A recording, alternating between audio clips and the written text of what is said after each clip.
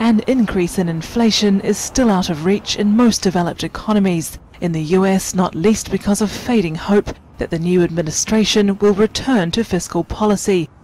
Despite this, the latest minutes from the Fed's policy discussion show central bankers split over inflation, likely to put pressure on Chair Janet Yellen when she testifies to both houses of Congress this week. What people continue to think about monetary policy in particular, that has certainly unnerved the markets, and we've seen that in terms of the way the yields have moved and shares have moved, because obviously anything that raises interest rates is likely to be quite a sort of negative on growth.